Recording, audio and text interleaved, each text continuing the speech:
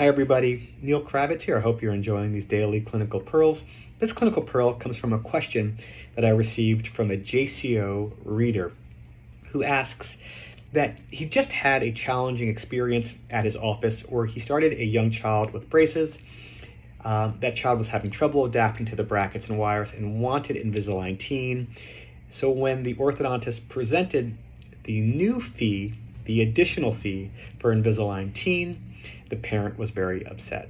And what to do in the situation? Well, this is actually a fairly common situation, and you can understand the parent is surprised by an additional fee because they've just paid thousands of dollars for treatment, but they may not be aware that the overhead for Invisalign is much more than the overhead for brackets and wires. That laboratory bill is thousands more than that product bill for the brackets and wires.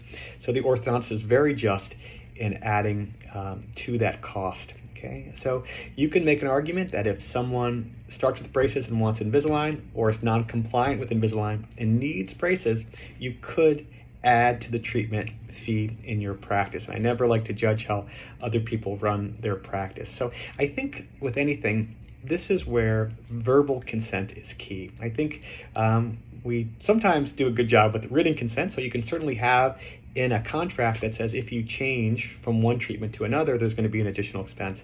But really the best thing to do is to sit down and talk to the parent, because this is common where a child may have trouble adapting to the braces. You can say, listen, if we make this switch, it could slow us down and it will be an additional cost. So my humble suggestion would be to give it a little bit more time before we jump into this decision. There was a reason I suggested metal braces and not Invisalign in the beginning.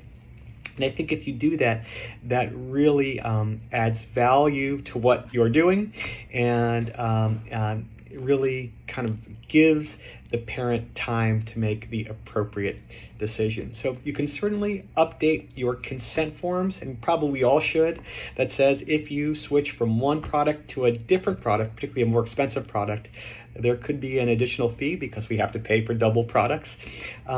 But really what I think is most important is just making sure you're communicating well with people and slowing down, explaining the pros and cons of taking this different step.